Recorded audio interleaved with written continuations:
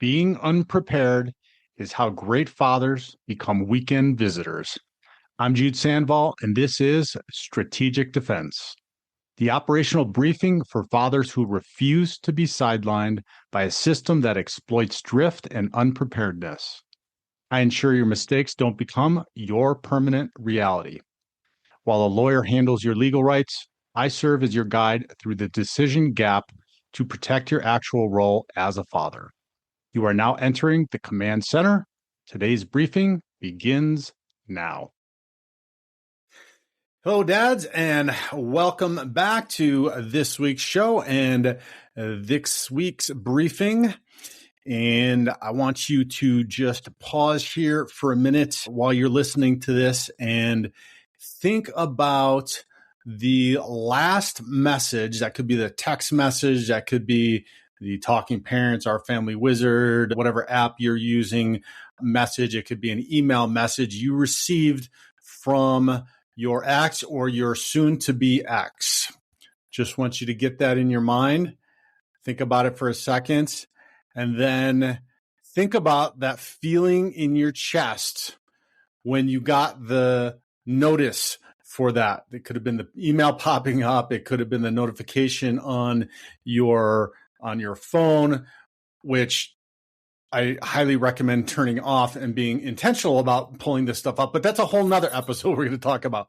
But I want you to think about that because I want you to feel that immediate spike in adrenaline that you got. And you probably got it again right now in just thinking about it or thinking about the subject of what that message might have been. And that spike in adrenaline, that urge to defend yourself, to correct the lie she just told you, or to explain one more time why she's being unreasonable, is what that adrenaline spike is. And today, what we're going to do. First, let me just tell you the origin of this is on our tactical group meeting yesterday. We had a long conversation about this topic today that we're going to talk about, and we talked about some strategies around it. And one particular strategy we talked in real specific detail about. And so I want to mention, if you're not part of the Divorced Advocates Command Center yet, get involved in that, because we have all of these meetings.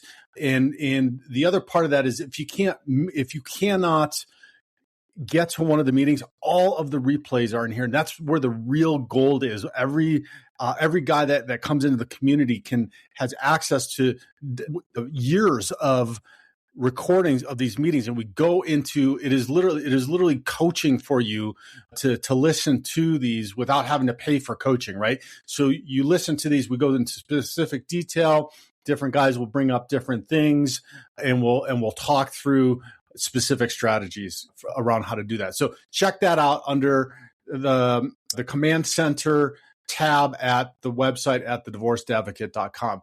So what we're going to do today, though, is we're going to dismantle that biological urge to explain yourself. We're going to talk about this communication strategy that we talked about in our group meeting yesterday that might feel like a surrender, but it's actually a very high level tactical weapon that you can use. It's very simple. It's very straightforward. It's called the gray rock method. There's also an alternative to that called the yellow rock method. We'll get into that a little bit as well. And if you've spent some time in high conflict divorce with a coach, or maybe reading some stuff online, you've probably heard about this term. The challenge is that most dads get the concept of this wrong and get the application of it wrong as well. They think that it's about being mean or cold or cold-hearted or negative, and it's not any of that. All it is, it's just simply an intentional, systematic reduction of emotion designed to cut off the oxygen to a fire that is trying to consume your life. So if you want to put out a fire, in real life, like a campfire or something, the fire can't have oxygen, right? So when you're making a fire, you want it to be able to breathe. You put the logs spaced spaced out so that air can generate through there and flow through there and get the oxygen, and that makes the fire bigger, right? As opposed to pulling it together. So what we want to do is we want to intentionally remove that emotion, because that emotion is what gives oxygen to the fire in high conflict communications. And so this method is about becoming as dull, as boring, as flat, and is emotionally unrewarding. So there's a difference. Not that you can't have emotions, and we're going to talk about this too, but you're going to become emotionally unrewarding to the other person. As emotionally unrewarding as a single gray rock on a beach of thousands of rocks, or on a hike. The analogy I gave yesterday is when I go hiking with my daughters, and when they were much younger, we'd be hiking and they'd find shiny, pretty rocks and they'd collect them and bring them home. Never, ever did they bring home a gray, boring, dull rock, right? Every time they brought a rock home, it was something that's shiny and sparkly or interesting. So that's the whole concept of it, is you want to be that gray rock. And so, gentlemen, being unprepared for these interactions, this is what gets you baited into making mistakes. And you can be a great father and make these mistakes, and this is what ends up showing up in court, might be restricting your parent time, whatever it is. So today we're going to make sure you have the armor to stay active and present in your kiddos' lives. Let's talk about the psychology of the extraction. In order to use this gray rock method effectively, you need to understand what you're up against. You aren't just dealing with a difficult person. And guys, I know a lot of you are listening and you're not in high conflict, and hopefully you don't stay or you don't ever get into high conflict. But even if you are not, or you're not yet in high conflict, this type of communication can help you, especially during the divorce process where the stakes are so high. You can adjust this after, but this is just a great way or a great method to adopt going through this. In a high conflict divorce, you're most likely dealing with a person who relies on something called narcissistic supply. That's the oxygen that I was talking about. And now I'm not here. I'm not a therapist. We're not diagnosing anybody with personality disorders, but the high conflict divorces only take one or the other person to make it high conflict. In the majority of those, there is somebody with at the very least, significant mental emotional issues, at the worst, full-blown personality disorders, and somebody with a full-blown personality disorder usually is not diagnosed because they won't get diagnosed. So we're using this term because this term is what is used in used in the professional arenas on how to understand the supply and the demand. And we did talk about the narcissistic supply on the call this weekend. But dads, even if you don't think, and I'm sorry, I'm sorry to tell you, lots of you are in denial about whether or not your soon-to-be ex does have some kind of mental emotional issue. And if you get on the calls with us on the tactical group calls on the second and fourth Saturday of the month, then we've got guys that have been in this community for years and years.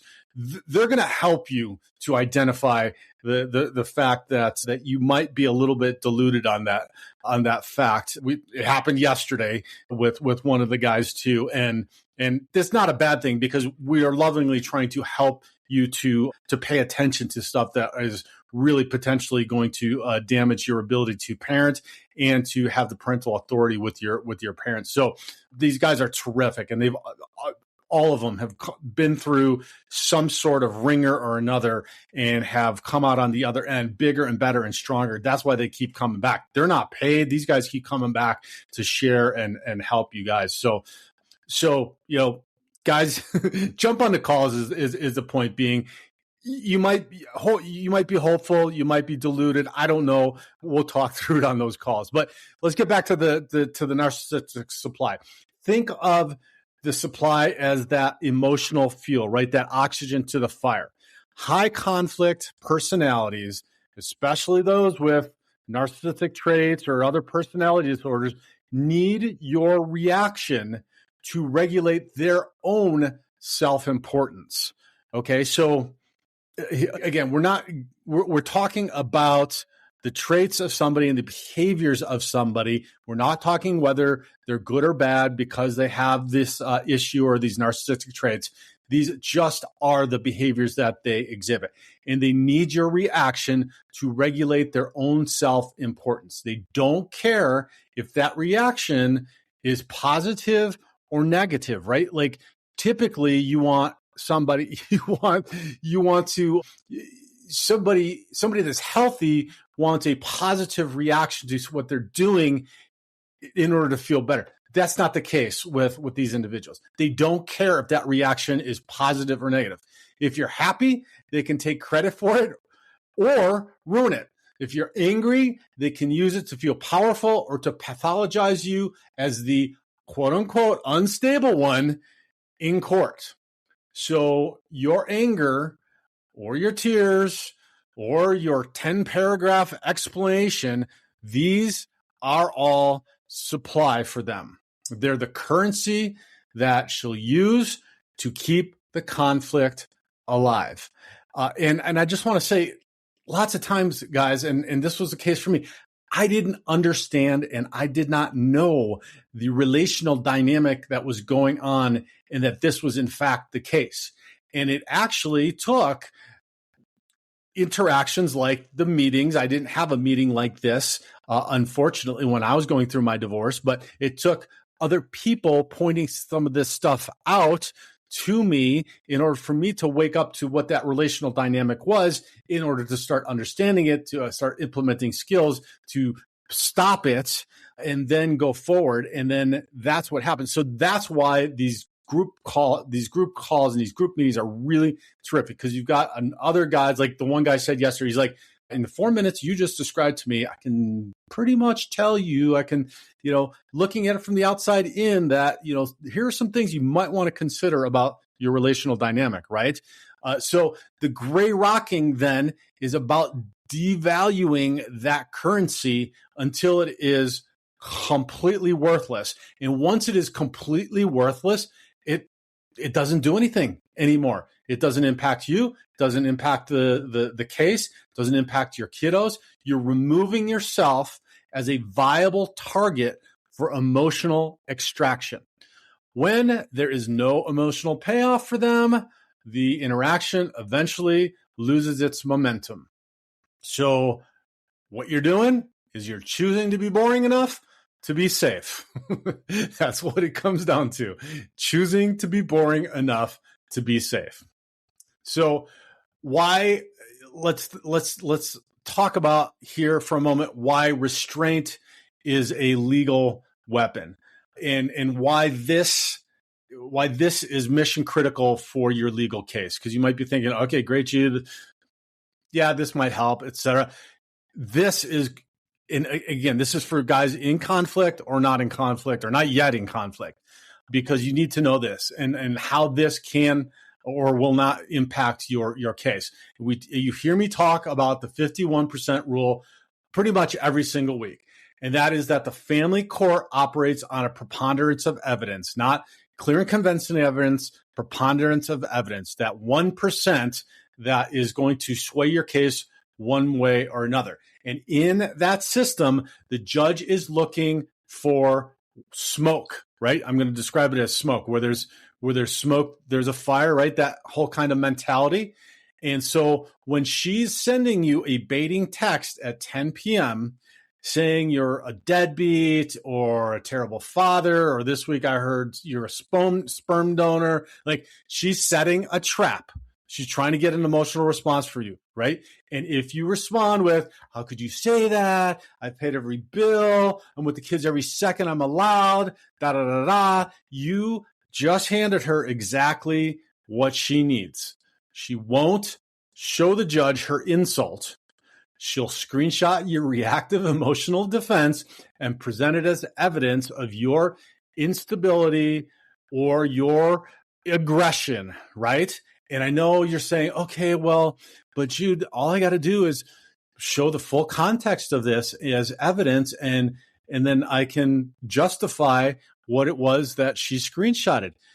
The problem with that, guys, is that she's going to send 100 of these different messages or examples to the court, because what they're doing is looking for 1%, just swaying the judge 1% more than you. So if they do 100 of them and you've got 100 responses to these, the judges and the magistrates, they're not going to look into this in detail. They're going to go, 100, that's smoke. Maybe there's a fire. That's your 1%. You lose. Okay. And dads that are in high conflict, same thing, guys, because it can go immediately into high conflict. And then there's 100 of these, and then you're screwed. So pay attention to this. In this 51% system, the person who remains the calmest is the person who wins the narrative. If you use the gray rock method, your communication record becomes a mountain of boring, stable, child-focused data. That's all you want to ever show up in court. A mountain of boring, stable, child-focused data. And when the judge looks at your talking parents or your Our Family Wizard logs and sees 50 messages from her that are vitriolic and personal and attacking you, and 50 responses from you that say, okay, or no, or I'll have the kids ready at 4, the smoke in the room is clearly coming from one side, and that is her side. So this can work in your favor. Your restraint makes her manufactured narrative impossible to maintain. So let's talk about the language of Gray Rock. And I'm going to give you just a few details. You can Google this or AI it and come up with some. And there's all kinds of information out there on this. So if you want to get into more detail, or join one of our calls, because we talk about specific examples. But basically, Gray Rocking, it comes down to being a performance. It's an intentional reduction of your personality during interactions with a toxic person. Now, it doesn't mean that you're going to do this all the time, but I think maybe, and we talked about this again yesterday, you might find that this is going to be beneficial for you in more parts of your life than maybe just this toxic person in your relationship. You might need to implement this in other places, because that reactive state that you're in and that emotional state that you get in when you do this probably is permeating to other places of your life. But anyway, that's a realization I'll leave for you to figure out. But Gray Rocking, it means giving short, non-committal, one-word answers. It means keeping your face blank and your voice just monotone, just like that. No ups and downs, not how you're usually listening to me talk on every one of these podcasts. You're going to keep it monotone. So here's your tactical script for a few common traps. The first being that character one that I used as an example earlier. That trap is, you've always been selfish. You're just like your father. You don't even care about the kids. So she's throwing bombs, right? The Gray Rock response can be as simple as, okay, that's it. Or, I hear you. That's it. You're not doing anything. You're not defending your character. You're not justifying anything. You're not defending yourself. You're not doing anything. You look, you cannot prove your worth to someone who's committed to misunderstanding you or misrepresenting you.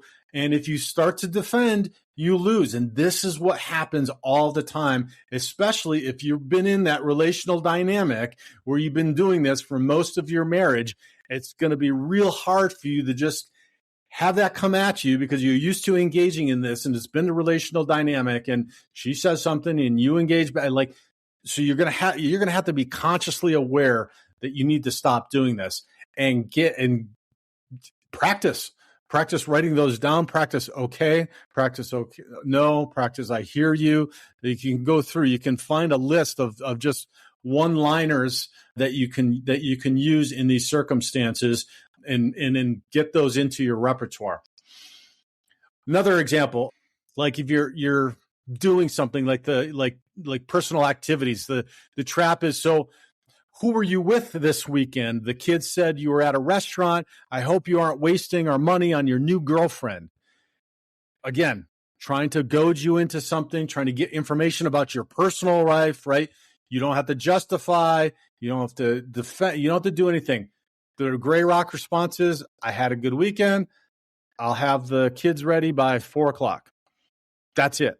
Like, nothing else. You owe her zero information about your personal life. You owe her zero information about your wins.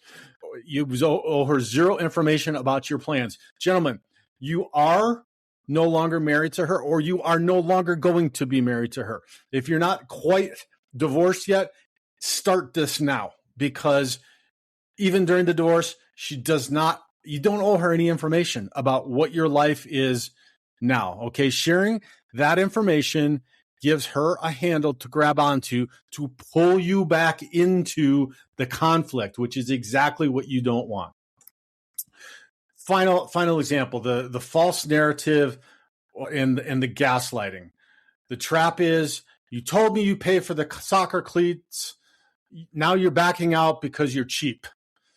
The gray rock, again, see, trying to goad you into something. The gray rock's response is, I see it differently. Here's the copy of the receipt I already sent. Stay with us. We'll be right back. Hey, dads, Jude here. I'm pausing this conversation for a mission-critical warning. Everything we discuss on this podcast only works if you have a role to return to. Most fathers don't lose their kids in court. They lose ground quietly through drift and decisions made under pressure. Being unprepared is how great fathers become weekend visitors. I ensure your mistakes don't become your permanent reality. Stop the drift today at thedivorcedadvocate.com. Take the free weekend visitor risk assessment or book your fatherhood protection session. Your kids are counting on you. Now, back to the show. And why this works is you're not debating the truth. State the fact, provide the documentation, and stop talking. So actually, there's going to be one more example, but I wanted to stop here and I wanted to talk about the yellow rock, which is kind of a variation. And one of the guys in our group talks about this yellow rock, which is basically what it is. It's the gray rock, but you're taking a little bit of yellow and you're coloring in an accusation like this. So if it's a false accusation, a false narrative, something like that, you don't need to go into defending yourself from a moral perspective, because this person is never going to see that. They're just looking for conflict. But you might want to make it clear, especially if courts are reading this, that it is a narrative that she's creating. So the example that we gave yesterday was your attempt to portray me in a negative light is noted. And then, thank you, or no, or, in this particular example, I see it differently. Here's the copy of the receipt I already sent. Like, you're just gonna put that caveat of your attempt to portray me negatively is noted, because you just want to point out the fact that they're creating a narrative and doing something. It's a fine line if you want to do something like that or not. It doesn't hurt to do that. Just don't take it any further than that. Don't start defending yourself. Don't start justifying. Just use the facts. Don't debate the truth. Just state the fact. Provide the documentation. Stop talking. Okay. So let me just give you a warning, though, that when you start gray rocking, things are going to get worse before they get better. Think about that relational dynamic that I described earlier. This has been something that has been happening for years and years and years. You've been in this dynamic with this person and they're used to it. Okay. And it's going to get worse because you're going to stop and you're going to do a pattern interrupt here. And then this is what the psychologists call an extinction burst. When this high conflict person then realizes their old tools don't work anymore and they realize they can't get a rise out of you, they'll often double down and triple down and quadruple down. They will escalate the insults. They'll involve the children, unfortunately. They may even launch a silver bullet, false allegation to force you into a reaction.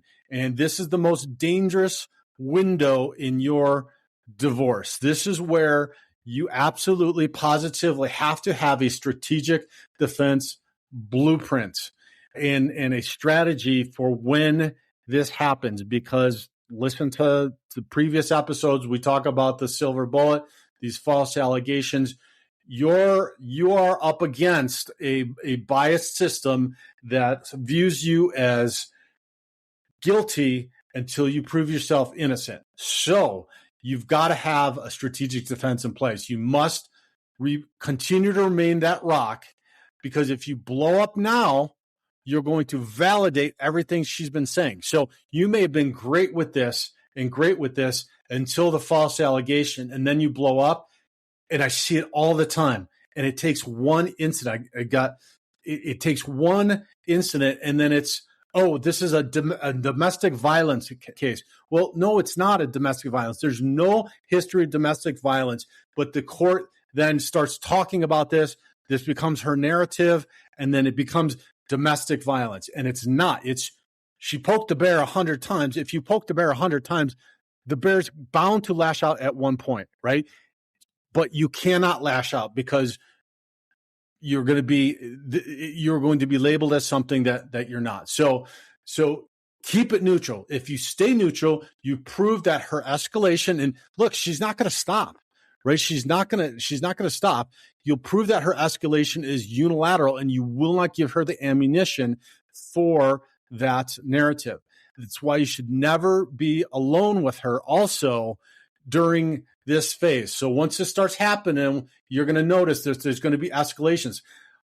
The unfortunate thing is lots of guys come to me after this has already happened, and then we're dealing with all of these false allegations, the silver bullet attempt, the narrative, the time without the kids, it might be all the way into parental alienation, or at least pre-alienation. So if you're listening, again, guys that are not in high conflict, this is important information for you to have too, because it's not high conflict until it is. And you won't have a choice if it does become high conflict, unless you implement some stuff like this and you just are very, very, very careful. But even I've dealt with lots and lots of guys who are very careful. A false allegation doesn't need anything. It's just a false allegation. I see it happen all of the time in cases and with somebody who is mentally and emotionally unstable. So when you start to see this escalating and start feeling, and the escalations might be small. It might be like it's just a little bit of a worse or bigger insult, or a more emotionally or a more cutting insult, right? Or it might be something where she's utilizing the kids or undermining you with the kids. There's all kinds of different red flags. We talk about these in the meetings, and in coaching, I talk about these too. But it's why you should not be alone with her during this phase. Every interaction, every handoff should be in public, in recorded spaces, or you should be recording, and all communication absolutely needs to stay on whatever app you're using. I want to talk about the briefly the long-term infrastructure of this gray rock communicating tool. Parallel parenting is that long-term infrastructure. The gray rocking is the communication tool, but parallel parenting is the long-term infrastructure. In a healthy divorce, people co-parents. They talk about parenting styles, they share schedules, they're flexible, they communicate, they collaborate, they compromise, all of those things. But co-parenting is only possible when both parents are reasonable. And in a high conflict situation, trying to co-parent is an invitation to constant abuse. And so that's where parallel parenting comes in. And I'll give you a definition. Go back. I've got at least a couple of episodes on the difference between co-parenting and parallel parenting. I think I have one actually with a therapist as well, where we talk about it. But what parallel parenting is your house, your rules. You don't ask for her permission on how you parent during your time, and you don't offer advice on hers. What you're doing is you're minimizing contact. Your communication is limited to just logistics, just health, education, welfare, detailed schedules. You don't rely on flexibility. You rely on the court order, the agreed upon court order that has zero loopholes, hopefully, if you did it right. And if you didn't, hopefully you're working with a coach and somebody that's helping you to put that together. Because your attorney, let me just make a point. Your attorney is not the one to look for all of these loopholes with somebody who's high conflict. They've got a boilerplate, one that they typically use. And I see all of the time that it is missing all kinds of very specific details and loopholes that then become giant places where high conflict people will exploit them. And so at the very least, work with somebody. There's some folks out there that just help do parenting plans. I help do that in coaching as well. It's one of the parts that we work through, but you've got to have this airtight, all your I's dotted, all your T's crossed. And it might feel crazy and difficult going through it, but I promise you, if you do this, it is going to save you so much time, so much effort, and so much money, because what's going to happen is you're going to end up back in court trying to resolve these, or resolving conflict nonstop through attorneys, because the parenting plan was not specific and the divorce decree was not very specific. So back to the parallel parenting. So just make sure to do that. And you might think the attorneys are the ones to do this. They're not. I'm sorry. They do not know all that. They do not know everything about the financial transactions, how to separate property, how to properly prepare you to decouple or to separate the real estate for one of you to take over like there's so many parts. They know the legal process, dads. They know how to get you filed in court, how to talk to the judges, how to have to go to hearing if necessary. They don't know. They have some experience. Some of them have more, some of them have less, but even the ones that have a lot of experience, I've seen screw stuff up immensely. So just know they're not the ones that are going to help you to figure this out. You need to have your team together, which includes a coach, a therapist, financial planners, consultants, maybe mortgage consultants, etc. Okay. Back to parallel parenting. What this does is it shields the children from the conflict by removing the need for you and your ex to interact, right? So you got one side that needs the oxygen to feed that conflict. If you're parallel parenting, you are removing the amount of interactions that you're having, which takes that oxygen away. There will be less conflict. This shields your kiddos from some of that. It doesn't mean that she's not going to keep doing it. And it allows you to be the protective guide your kids need without the constant interference of a high conflict opponent going on. So I know this might sound lonely, dads, and it is. And I know it might also feel like you're losing your voice, but it's not. you need, if it's feeling lonely and you feel like you're losing your voice, you need to get involved in a group like the Divorced Advocate Community or another group, because that's where you can talk about these grievances or these challenges, et cetera, and have that voice. Having that voice with somebody who's high conflict that can make your life hell in a system that is going to actually reward that is not where you're going to have your voice, and it's not going to help you out, okay? There is massive power in the silence. When you stop looking for the validation from someone who wants to destroy you, you regain the energy to lead your children.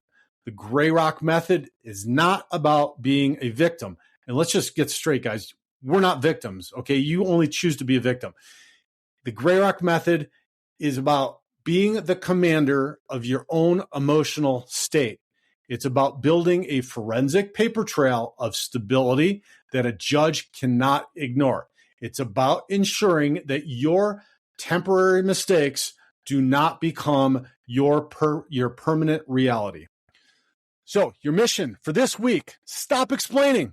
No justifying, no defending. That's it. The next time she sends you a baiting text, your response is, okay, period. Also, no period is a full sentence and a full answer. If the message doesn't require a logistical answer, you don't respond at all. No response is actually a response, guys. So you don't have to even respond to some of this. Go to the website. Take the weekend visitor risk assessment. This is your second part of this, okay? After stop explaining.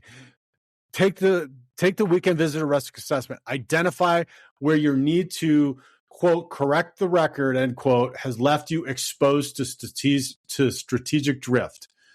This will help you to identify kind of where you're at mentally and emotionally and what your reactive state is.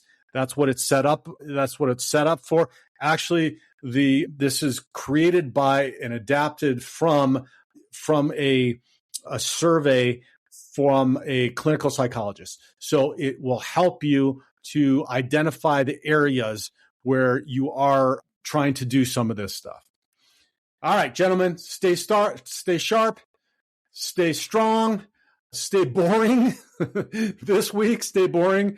Your kids are counting on you. If you found some value in this, please share it far and wide on social media. It's helping us get more guys involved in the community, getting the information that they need. Give us a star rating on whatever podcast platform or whatever platform you're listening or watching this on. Give us comments. Comments supercharge the algorithm, and other dads look at them as to whether to tune in and get information. Thank you so much. Stay strong. God bless. This concludes today's briefing. Remember, in the family court system, intelligence without execution is liability. Ground is lost quietly during the decision gap between your court hearings. Being unprepared is how great fathers become weekend visitors. I ensure your mistakes don't become your permanent reality. Secure your role today at thedivorcedadvocate.com. Take the weekend visitor risk assessment to identify your exposure, or book your private fatherhood protection system. Stay strong. Your kids are counting on you.